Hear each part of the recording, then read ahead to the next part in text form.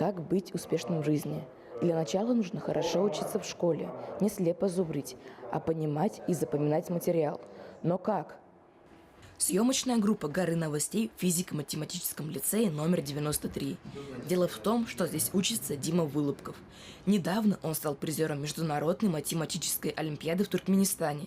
Дима Вылупков достойно представил нашу республику на заключительном этапе. Для Димы это будет уже второе участие.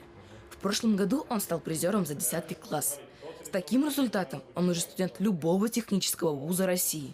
Но на этом Дима не намерен останавливаться. Для чего нужна математика?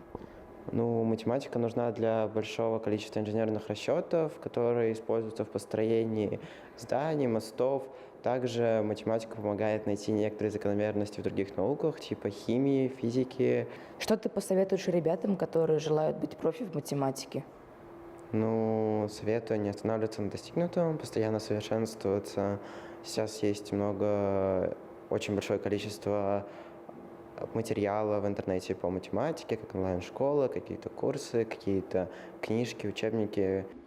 Конечно же, такие шикарные результаты – это не только Димин труд. Это еще и заслуга его учителя, Айдара Расуловича. Для него это уже второй выпуск класса математического профиля. В каждом классе он работал с 5 по 11 класс, вырастив из маленьких детишек с горящими глазами умных и рассудительных юношей и девушек. Что вам нравится в вашей профессии больше всего? Мне нравится в моей профессии, что она веселая, не скучная. То есть это не офисная работа, что каждый день приходишь в школу и видишь живые глаза детей, что они хотят что-то узнать, а ты им хочешь что-то дать. Поэтому каждый день как новая жизнь. Что значит для вас идеальный ученик? Хотели бы вы его учить? Супер идеальных учеников не бывает, но ученик, который хочет получить знания и приходит в школу с свежей головой, то, конечно, хочешь таких учить, поэтому побольше бы таких. Достижение детей в математике – полностью заслуга Айдара Расуловича. Его ученики ежегодно становятся призерами перечневых вузовских олимпиад по математике, таких как «Покори Воробьевы горы», «Физтех», «Росатом» и многих других. Ученики предыдущего выпуска поступили на самые престижные специальности лучших вузов Российской Федерации.